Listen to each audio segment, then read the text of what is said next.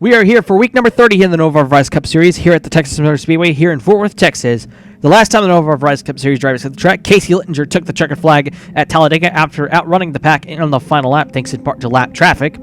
Our big storyline heading into this weekend is that 7 drivers are remaining in the championship hunt. Those 7 drivers being Shane Harden, Scott Johnson, Walter Houston, Eddie Johns, Casey Lester, Mike Hogan, and Chandler Blake. Those 7 still have a chance at winning it, although realistically, Harden, Johnson, Houston, and Johns still have a chance to potentially be in championship consideration, while Casey Lester, Mike Hogan, and Chandler Blake will all need some help in order for them to win the title. Another big storyline, and this happened in the Kellogg Northwest Division. Carter Perrell had a serious injury at the Idaho Super Speedway race. He was actually airlifted to a medical center nearby. Luckily, the injuries are not fatal, but it is reported that 31 team will not show up for the Seattle race, which will be the season finale for the Kellogg's Northwest Division. And we do hope for the best for Carter Perrell in car number 31, as he suffered a serious injury in that race. And now for our rest of the winners here, with 3 of the 5 divisions running this week. At the Texas Motor Speedway, the NOVAR Gatorade Series saw Jacob Walterson take the checkered flag in the Gatorade Series. The GameStop Truck Series saw Brandon Clark take the checkered flag in that race. Jack Grinder won the race from the pole in the Razor Aero Series race. The aforementioned Northwest Division race at Idaho Super Speedway was won by Brian Howard. And Matt Duruka won the Southwest Division race at North Texas. The Texas Motor Speedway has always hosted the penultimate race of the year ever since 2004, where the track installed lights. The last time we ran here, Shane Harden took the checkered flag in the 2014 running. Our Aflac Polaroid winner is Cody White in car number 22, with Alan Kimmel starting in second. Our NOVAR Championship contenders, Casey Lister will start in third. Chandler Blake will start in fourth. Walter Houston, the third place man in points, will start in 8th. Scott Johnson, car number 58, will start in the 10th spot. Eddie Johns, who's 4th in the point standings, will start in 20th. Your points leader, Shane Harden, will start 21st. And Mike Hogan is the lowest of the championship contenders. He'll start this race in 29th.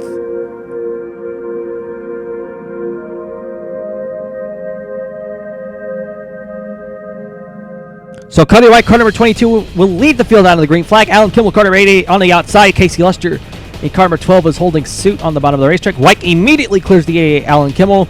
And there you see in a moment, Lester tries to get the run off the corner. Kimmel actually in the 88 tried to shut the door there, but the 12 of Casey Lester won't get the run exactly. Lester tries to get the run off the corner, tries to get the run into turn number 3 and 4. White shuts the bottom line, so White's going to probably head out of turn number 4. Alan Kimmel gets a really good run in the middle of turn 3 and 4. Kimmel will retain the second spot as Cody White, car number 22, will lead the first lap here.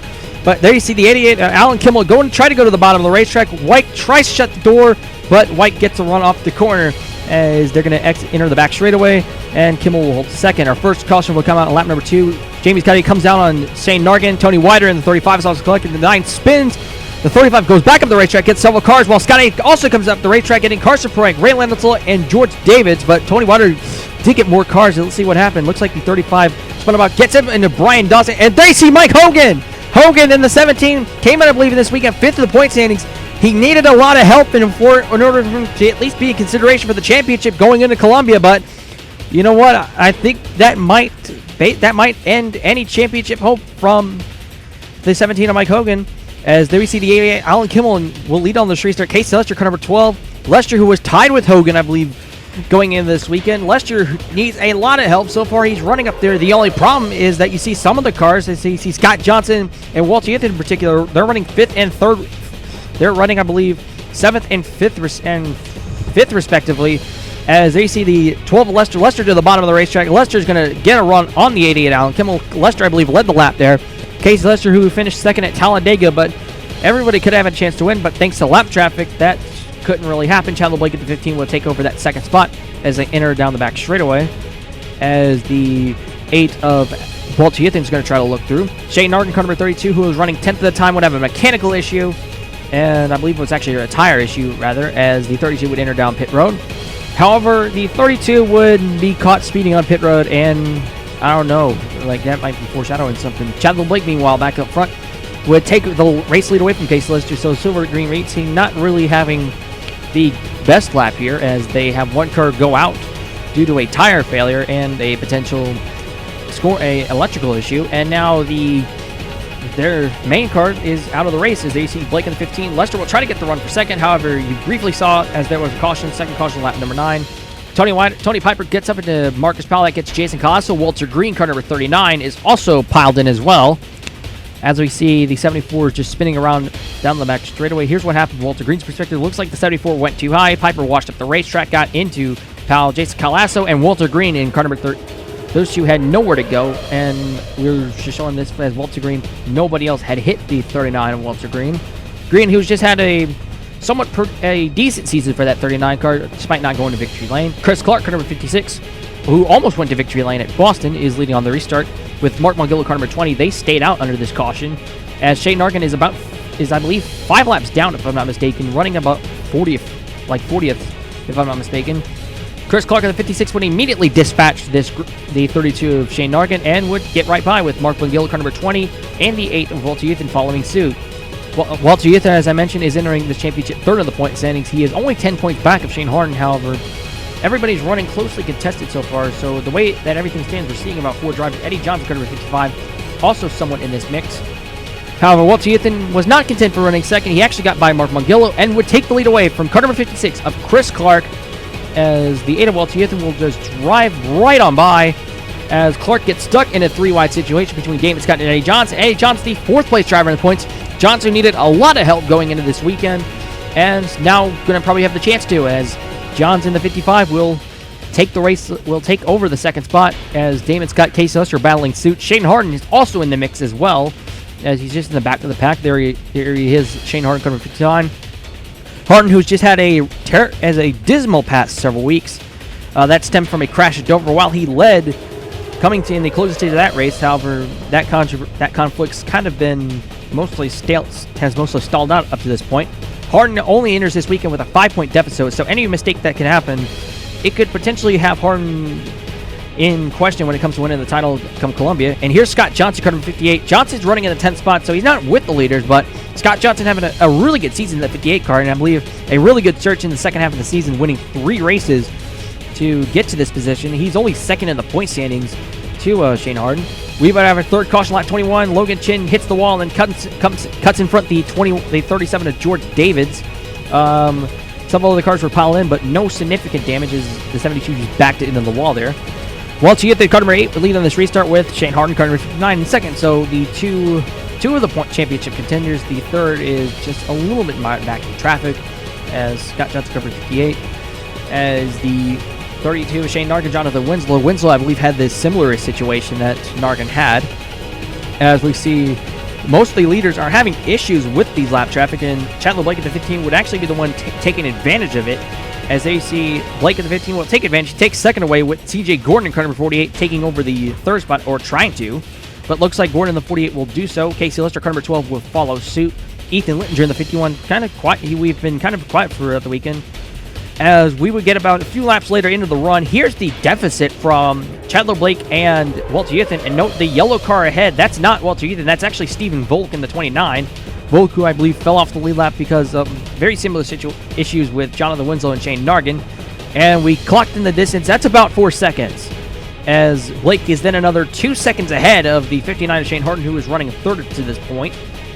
As we have a little bit more cars further down in the pack, Eddie Johns and CJ Gordon, as they're battle. Oh, caught near wreck between the 55 and the 72 Logan Chin. Chin almost pulled in front of the 55, as Johns is the other championship contender. However, Johns has a pretty distable size there, as the 55 of Johns still trying to hope that he can get into the championship, but it's been a rebound year for that 55 car. CJ Gordon, on the other hand, has just been in a really good momentum Swift, as he's been putting that car in the top 10 for the past several weeks. He got a third place finish at Dover, second at Phoenix, and I believe he also got into the top 10 despite not really being a contender to win the Talladega race last week.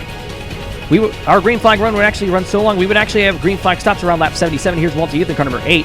Our big storyline throughout the green flag stops was the amount of pit road speeding penalties that we would see throughout the...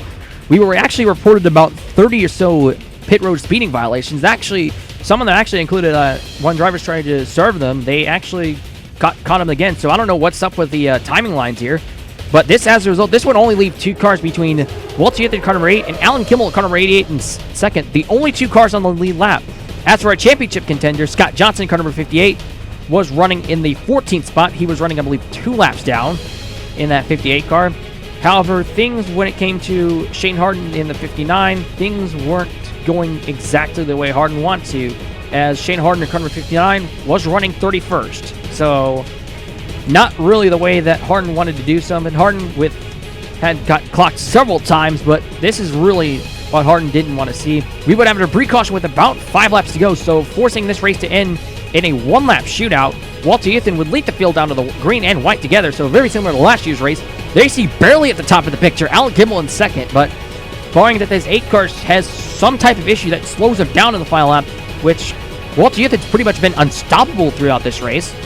As they head down the back straightaway, Kimmel's probably not going to gain any ground, but coming out of turn numbers 3 and 4, Walter Youth trying to get a championship picture back on track. He'll do so by a big statement here. Walter Youth will win his 2nd race in the last 4 weeks, and he'll win here at Texas.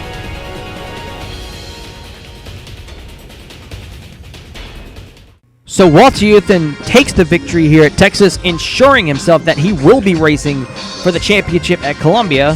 He led 112 laps out of the 134, so just an absolute dominant day for that number 8 car. Walter Youth, who once he took the lead, he just had nobody really contested it for the rest of the night, as the 8 of Walter Youth, he's won 2 of the last 4 races. That included a win a couple of weeks ago with Dover, and I believe that's what really has been the turning point in the season for the 8 car. As Youth, who was dominant early in the season, however, thanks to a DNQ at Sonoma, the momentum really shifted into the down spiral, as that 8 car still had good finishes, but was just not having any good luck. And then the Dover win, I think, has just rekindled that magic, and he is now, with 3 wins, tied with Scott Johnson for second most. Alan Kimmel, car number 88, finished his second. He's the only other car to finish on the lead lap, about 2 seconds back. Matt Camlin in car number 28, potentially in his final career start for Matt Camlin. He finishes 3rd, but even if he does DNQ, Hamlin's had a fantastic career here in NOVAR, taking 2 championships in 1994 and 1996. But if we do end up leaving, we still don't know about the driver for next year in that 28 car, but we do know that Devin Hamlin will eventually get that ride in the upcoming years, as he's one upcoming prospect along with Corey Lawyers as well. Luke Warren, car number 14, finishes his race in 4th, and Todd Piper, car number 26, finishes his race in 5th. Piper was the last car to finish on the lead lap. Brian Dawson, car number 64, very good run of it, that 64 car, as he finishes 2 laps down. The first car to finish 2 laps down. Casey Lester, car number 12, finishes 7th here at Texas, 2 laps down. Mark Mongillo, car number 20, another good finish for that 20 team. Mongillo has strung up a couple of these finishes here lately, as I believe that included a 2nd place finish at Dover. Scott Johnson, who entered this weekend 2nd in the point standings, he finishes his race in 9th. And Max Rapon in car number 77 rounds out the top 10. So 2 top 10 finishers for Billy Garber Motorsports, with Brian Dawson and Max Rapon doing the honors. So leaving Texas, only 3 drivers will have a chance to take home the Verizon Cup Series Championship for the 267-lapper at Columbia. Our first of these drivers is our race winner from tonight, Walter Youth, car number 8. He has 645 points, as he took over the points lead thanks in part to his victory. Our second-place driver in points is Scott Johnson. Johnson and Youth are only separated by 4 points, so those 2 could really have a clash at Columbia. And our third of these drivers, separated by 18 points, is Shane Harden, who finished 27th here today, as Harden just had a rough race here, as he just had a pit road violation, and I believe that's kind of been affecting a good chunk of the field, and they couldn't really recover from it. So Harden finishes his 3rd in the championship standings, 18 points back. So our top 3 only separated by 18 points, with the top 2 being separated by 4. So for those 2 drivers, for Walter Youth and Scott Johnson, normally in a case like this, in the past several years, all the driver had to do was at least finish inside the top 10. But for those 2 drivers, winning the race will now kind of be key for those 2 drivers. It could be the factor that separates the champion this year, both of them 3 wins. But just kind of looking at it this way, all the top 3 of these drivers have been the 3 dominant cars of the season. They have combined to win 10 of the 24 races that we have run so far. And with Walter Youth and Scott Johnson, that includes 3 of the last 4, the only exception being at Talladega. So what's at stake for this team? If Walter Youth wins, he'll be giving Ease Racing their 2nd title in the last 5 years. Chandler Blake won their title in 2012. If Monster Energy Racing wins with either Scott Johnson or Shane Harden, it will give their team the 2nd ever Driver Series title. The other one came from Eddie Johns, who won the title in 2007. And there's even more stakes to be played out between Scott Johnson and Shane Harden. Since Monster Energy Racing pretty much has the team championship locked up, this will basically determine who wins the owner's title as well. So Walter Youth doesn't have to worry about an owner's title battle. Scott Johnson will have to do, not only does he, for Johnson and Harden, not only do they have to worry about winning the actual driver's championship, but for those two, they'll actually have to be worried about winning the owner's title as well, since Monster Energy Racing pretty much has the team's championship locked up. So the winner of that, so the highest finishing driver in the championship standings between those two will win the owner's title. So for these 3 drivers, we do hope for the best, and these 3 will automatically be locked into Columbia, so they won't have to worry about qualifying their way. These 3 have already gotten their spots in because of their efforts throughout the season. So now we take a look at the rest of the drivers in the point standings, the rest of our top 10. Eddie Johns, 49 points back. Johns, who entered this weekend with 28 points back. Johns could have had a chance to get in, but I believe he finished this race in 31st. And 31st was the difference between Shane Harden and Eddie Johns, even though on track they were only separated by 5 spots. So that was the big difference between the two, as Harden lost the points lead. Walter Youth then got a lot more points, and that's what kind of knocked him out. But even with that, Eddie Johns has just had a rebound season for the 55 car, scoring 2 wins along the way. So Eddie Johns, just a tough way to end his chances for the title after, I believe, electrical errors on the timing lines in pit road here at Texas have kind of plagued a lot of these drivers. Casey Lester, car number 12, 70 points back to points leader. This does confirm the fate that Silver Green Racing, and of course revealing our championship contenders, this does reveal that Silver Green Racing will not win their 2nd straight title, although they will have a good chance of doing so in the GameStop Truck Series and the Gatorade Series. So that's got to be a little bit of disappointment. Mike Hogan, car number 17. Lester, I believe, finished ahead of Hogan in the standings. He's only separated by 9 points. So Lester in car number 12 will be in 5th in the point standings. Mike Hogan, car number 17, 6th in the point standings. Chandler Blake, car number 15, 7th in the point standings. Ethan Littinger, 8th. Shane Nargan, 9th. And CJ Gordon, car number 48, is in 10th. So other than the points lead, other than Youth and Harden swapping positions, the top 10 remains virtually the same. However, barring how the qualifying format goes through Columbia, some of this top 10 can be changed for the final race of the season. And now taking a look at 11 through 20, Cody White in car number 22, 11th in the point standings, 197 points back. Jason Duke, car number 66, 12th in the point standings, 200 points back. White gained a spot while Duke dropped a spot. The same can be said for Chris Clark and Jake Kierland. Clark gained a spot while Kierland dropped one. Clark is 13th of the point standings. Kierland is 14th.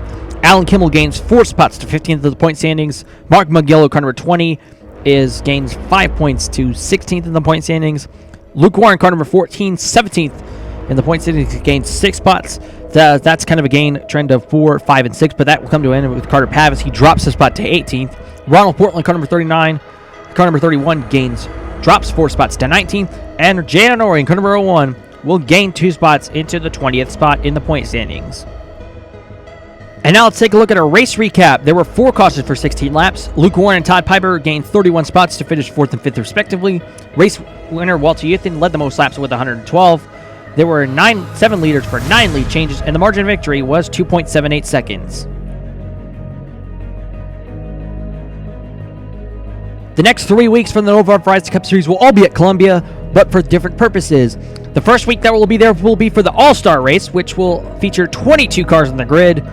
Week number 2 in Columbia will serve as our qualifying week, as that will serve as the qualifiers to get into Columbia. And then the following week will serve as the actual main event, the 25th race of the season and the final one at Columbia. We also congratulate on Walter Yuthin here winning at Texas, and we also like to say good luck to Shane Harden, Scott Johnson, and Walter Yuthin, as these 3 will battle for the championship at Columbia.